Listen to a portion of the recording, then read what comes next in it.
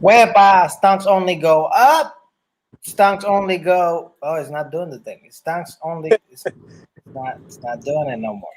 I guess stunks are not going up. Oh, there we go. Stunks only go up. Stunks only go up. Stunks only go up. I was just Hey. pressing the wrong one. I'm here with George. Don't worry, he did not turn black. It's just very dark where he is. He did not have reverse Michael Jackson surgery. Uh, we can't see you, man. A Like little old bit. dark. Man. Looks like It's you're dark. driving to hell. You're visiting Yeah, the man. devil.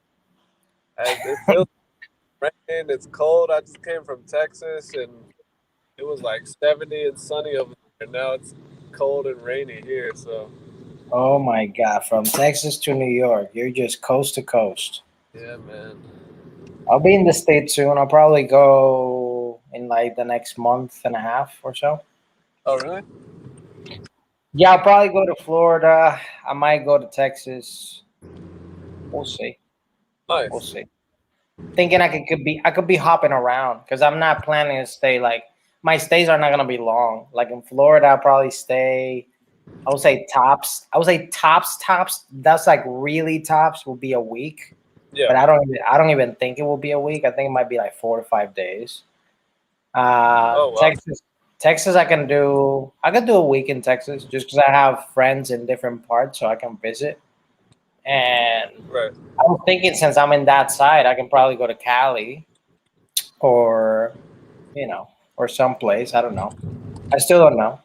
We'll see. We'll see. I'm playing it by ear. For now, Florida is definitely I'm going, and Texas more than likely. Like it's a high 85%. Yeah. When is that? Probably between end of May, like I would say the 20 something. Yeah. And so if that's the case, if I'll be in Texas, let's say beginning of June. Okay. Yeah, not bad. So yeah, man. So Yeah. how's Um, been the real estate? How's been the real estate game I'm, out there? You guys I'm out there. It's been good, bro. We sold a deal last week and got paid on that. And then we got two more. So those should be done by the end of this month. Both of them should be done nice. by the end of this month. And we might be picking up another one at the end of April, too. We're not sure yet, 100%, but it's like a 50-50 right now. Gotcha. So we're just looking for more deals. And dude, actually, something. So like, yeah, like last night was kind of my last night in Texas, and we Hmm. went out with a couple of friends who also do real estate, and it was actually a coincidence we bumped into them, but we ended up just chilling for the rest of the night, and it was just Hmm. like, dude, these guys are killing it. Like they're doing, I think he said like 5 flips every 2 months, every 2 to 3 months. They're doing like 5 flips, and like this other guy's making like 6 figures a month in real estate. So it's just like it was good to get around people who were just like doing that much more than you, Yeah. like than me and Jose, because it's like, dude, like we're sitting over here like, yeah, we sold 2 deals already this year.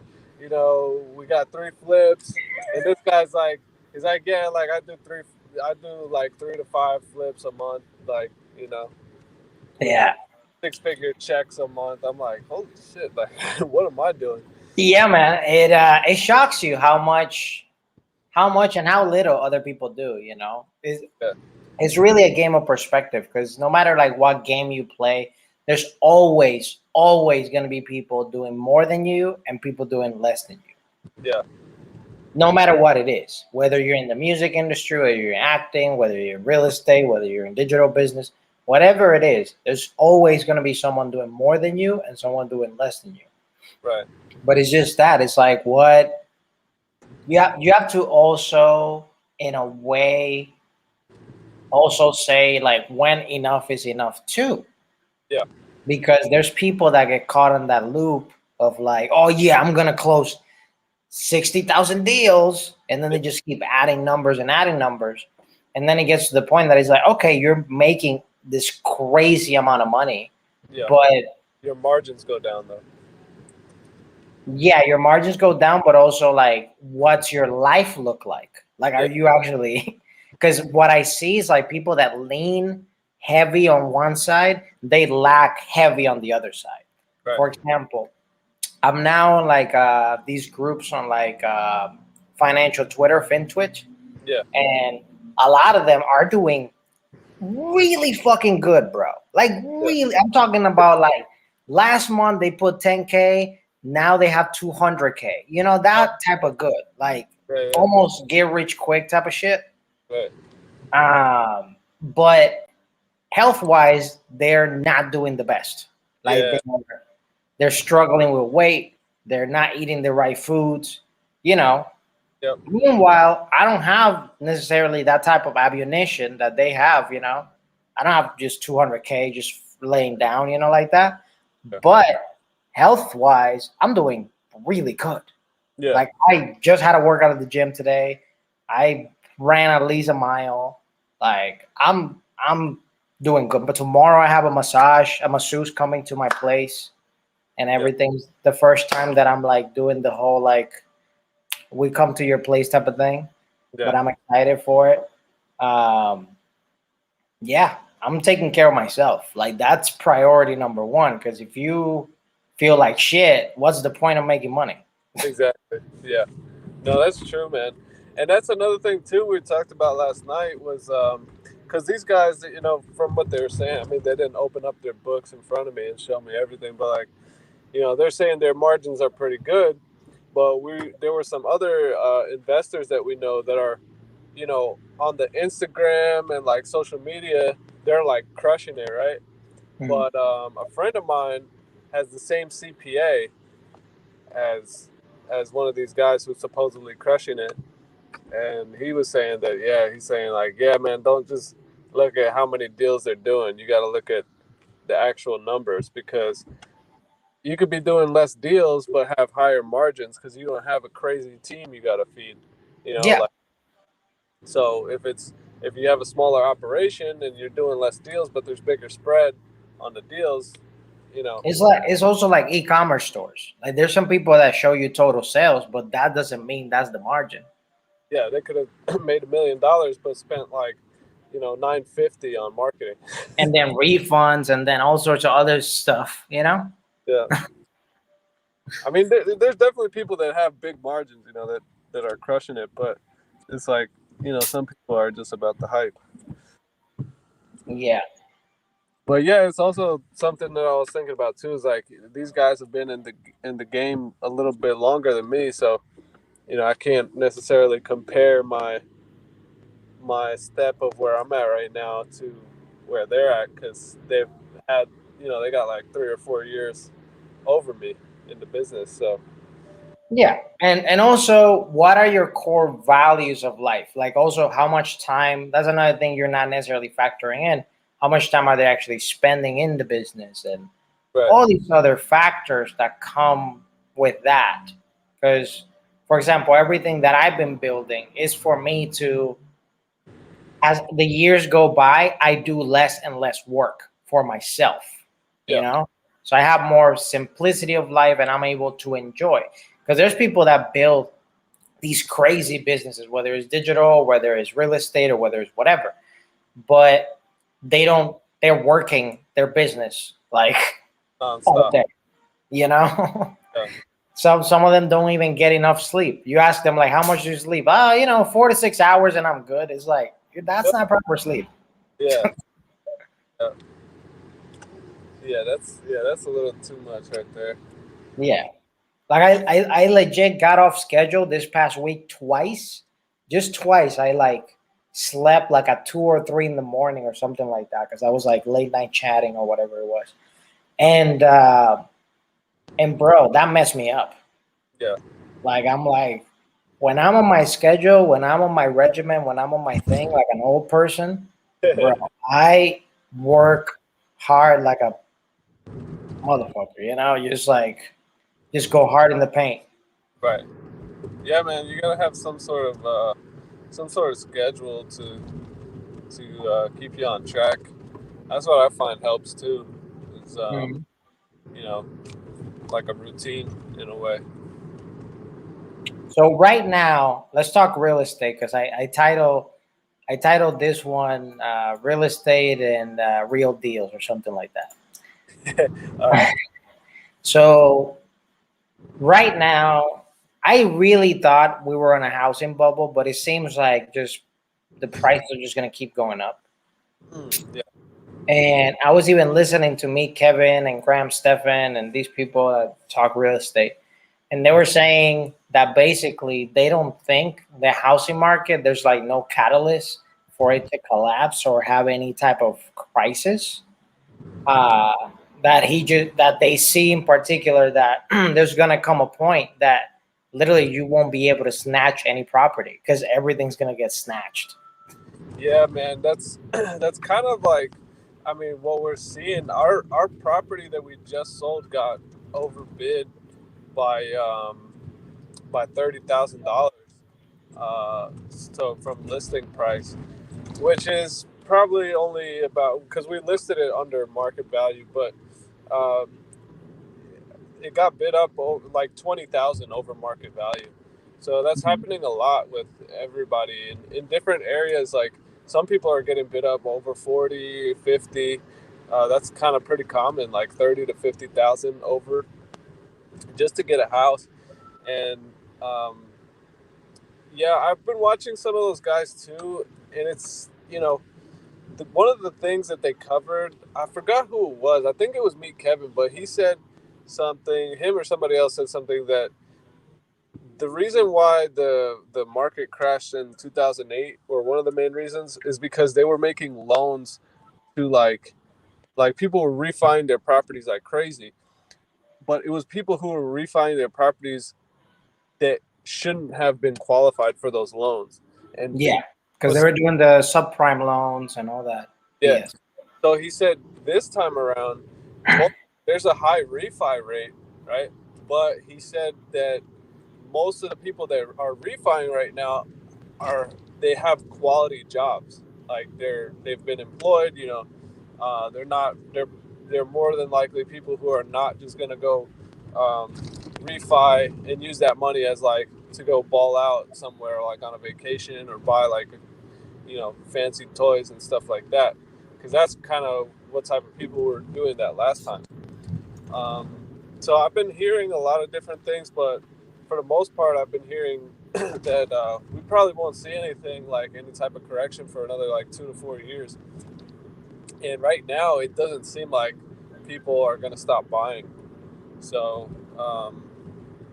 I mean, there might be little type of dips, but there's just from from what I see, at least in my market, like for Dallas and even here in New York, there's Mhm. low inventory. Like it's hard to even find deals as an investor, you know.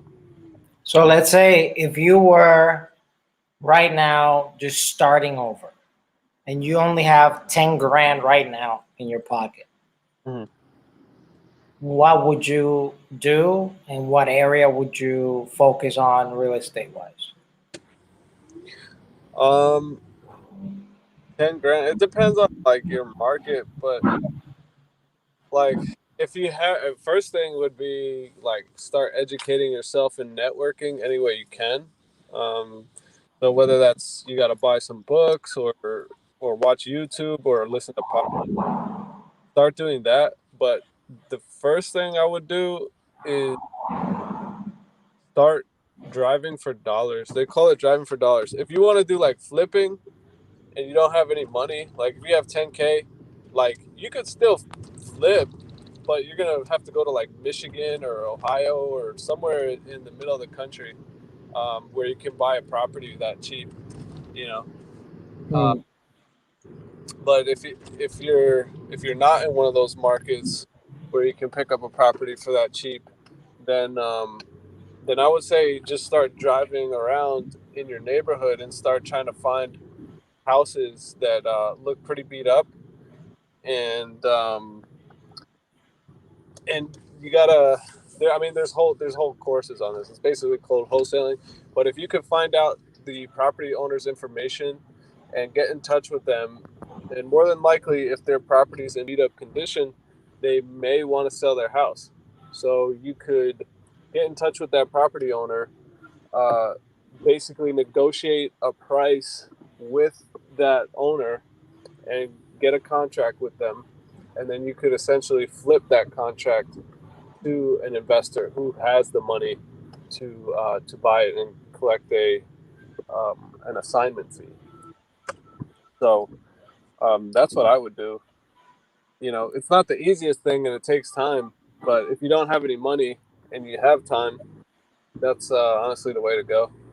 What about if I want to get started in, like, for example, the Texas market? What's like the minimum amount of money that I need to have just to get started? I would say 20 to 30, and actually probably more like 30 to 50, because you can still get what they call hard money, which is basically a lender who's going to lend to, you know, a new investor or experienced investor, but they're going to have higher interest rates.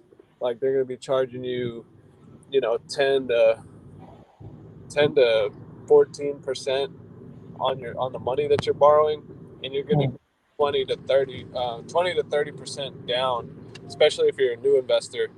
You're going to need 20 to 30% down to purchase a flip. So, you know, you could get a decent house if you had 30 to 50 grand saved up. Um, with 10, you're not really going to be able to do much in Dallas. Uh, Maybe buy some land. You could buy some land, like a little lot. So let's talk about buying land. That's something that I for sure wanted to touch with you. I was going to touch with you behind the scenes, but since you're bringing it up, let's Yeah. talk about that. Yeah. So what will be your move about the buying land situation? So I've been looking at a lot of land, not like huge acres, mostly stuff in Dallas, because I want to do what I want to get into is new developments. So building new homes or apartments or storage units, and there's different things. So in Dallas, they rezoned a couple different areas that are a little bit hood, um, and haven't been like well kept, and they're rezoning a lot of these areas for multifamily, changing the zoning from single family houses to multifamily. So that could mean a duplex, a fourplex, an apartment building. So depending on how many square foot you have on the lot, and if you request the city to rezone the lot, or you get in touch with the city, you say, "Hey, I'm thinking about buying this lot. I need to see what can I put on this property." Um, you know, you could find a lot that's, say, maybe in Dallas, like maybe 20,000, 40,000, but you could build something that's going to be worth so much more than that. You know, and you can. So basically, real quick, if I buy land, the only thing I really have to get in touch with the city with is if I'm doing something tall. Well, I mean, it depends. What do you want to do with the land? Like, what do you like? Why do you buy land? I want to build I want to build a property or multiple properties.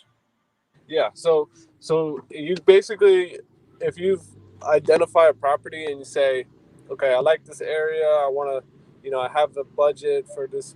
You know, maybe you see it online, or somebody sends you a deal and they say, hey, I have this land. Do you want to buy it? So you could go to the city and say, okay, what can I do with this property? Can I build a duplex? Can I build an apartment building?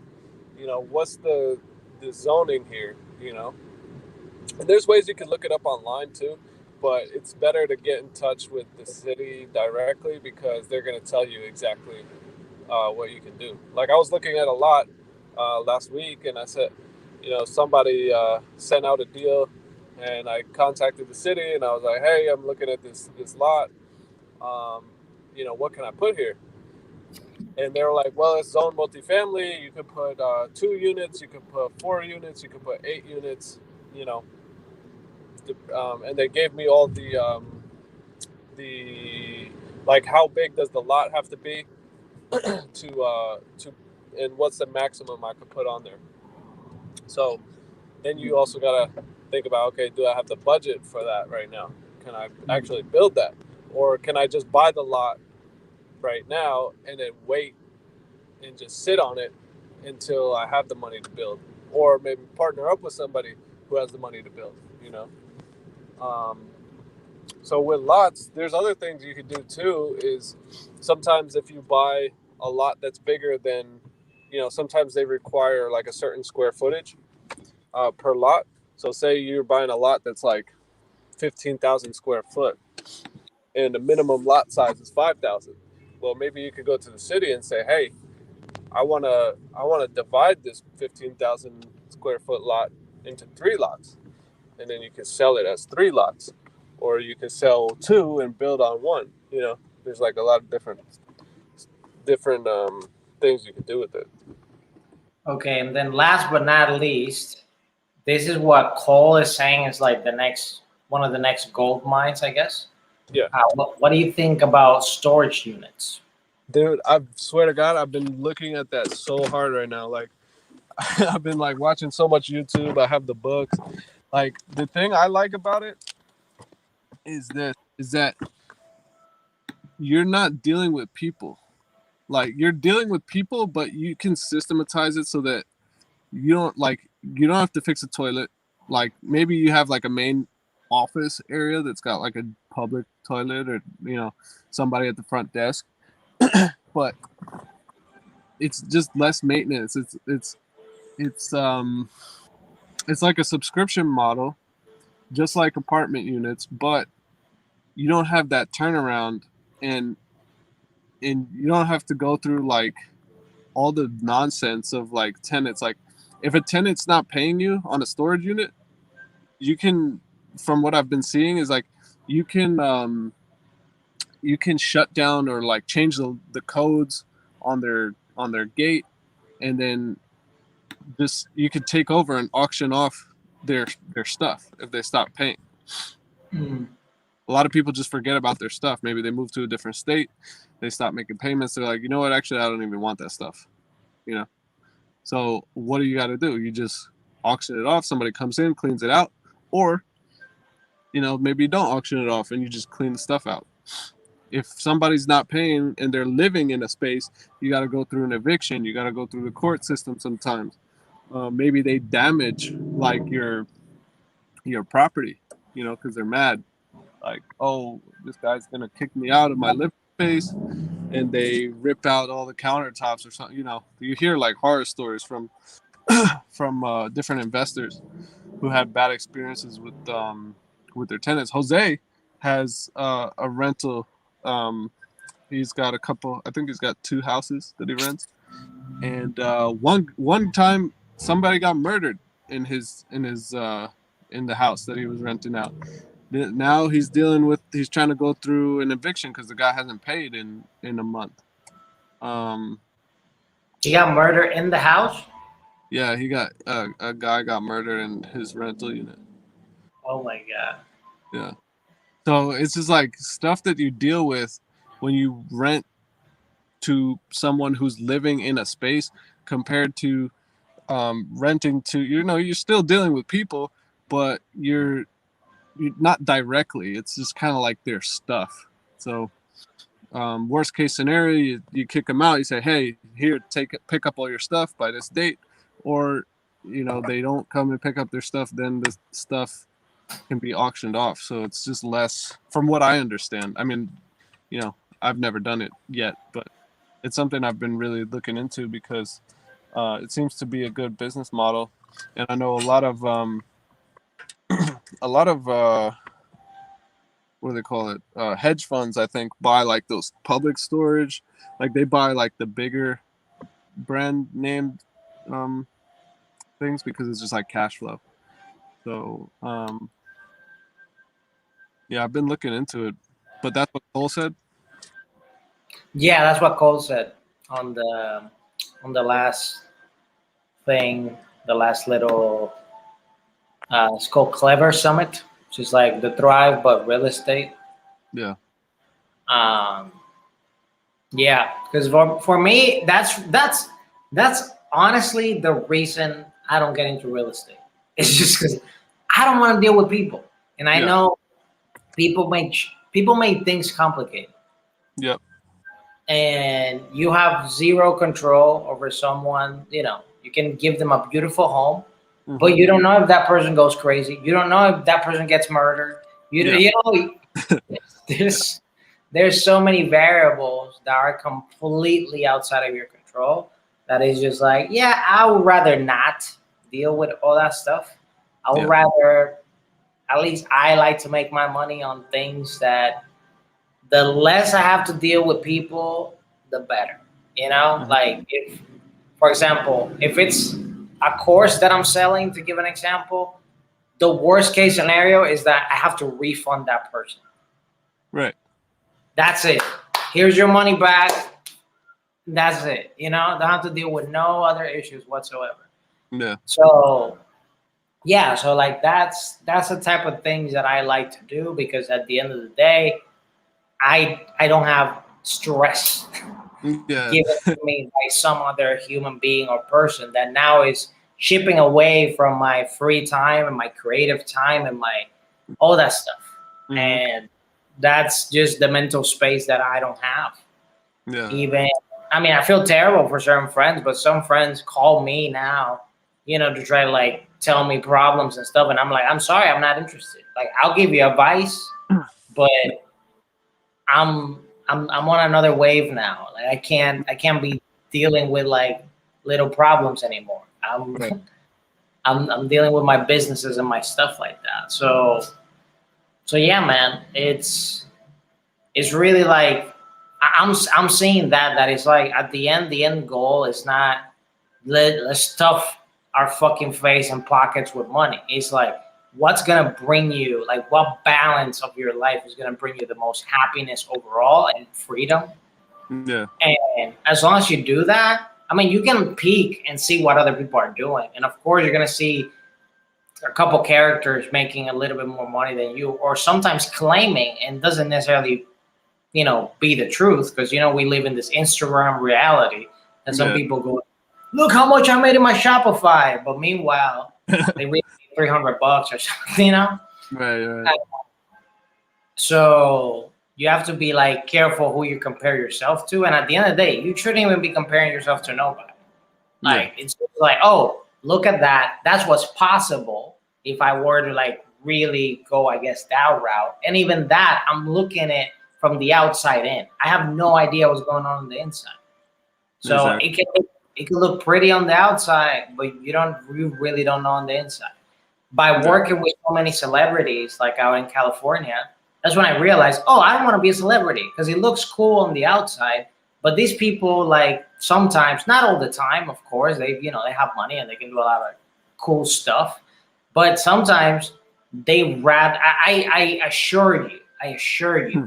at least 92%, I won't say 100%, but at least 92% of celebrities sometimes wish they could just not be a celebrity for like a day or a week, so they Yeah. can just be like a regular human being on Earth.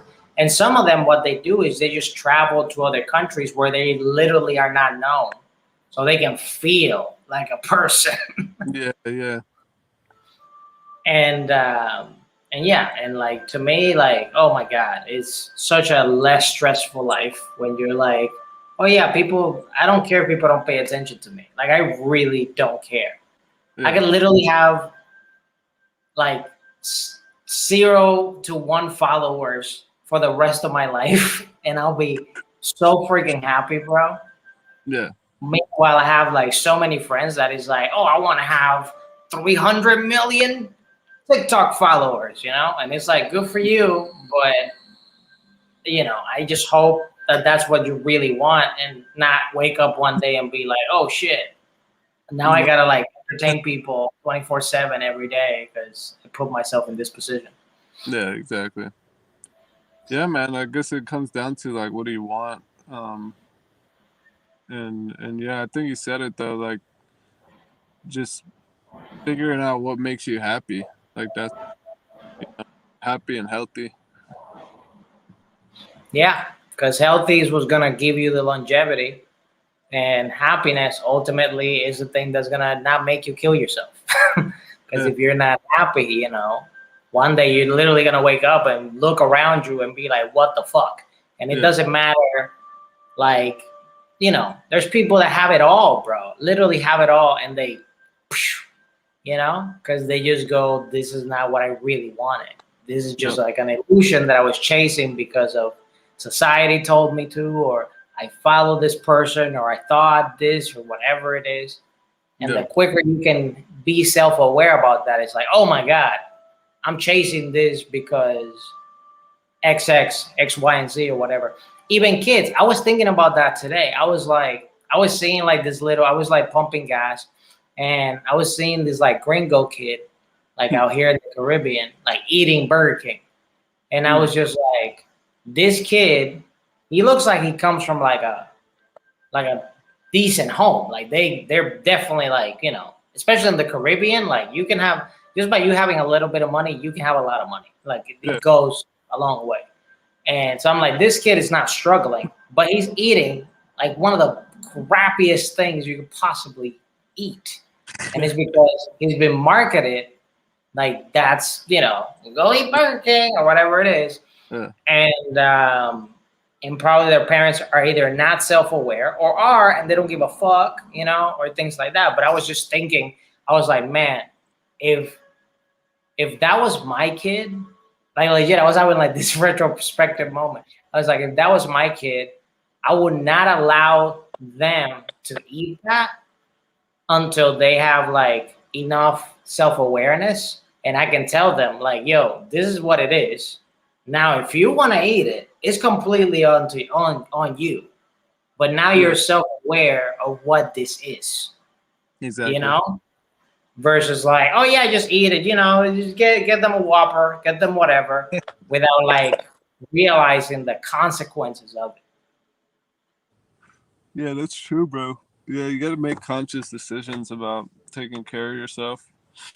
But damn, they got Burger King over there, man.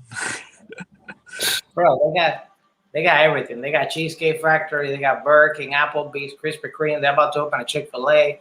Like, they got everything, bro. That's crazy, man. I still got friends hitting me up like, yo, I want to come to Puerto Rico. I want to come to the Caribbean. I'm like, yo, let me know. Yeah. Come through. Let me know before I leave, because once I leave, I'm gone for a while. Yeah, man. That's good. Yeah, man. We definitely got to talk about this. Do you have like an extra 5? Yeah. Or you got it? No. Okay.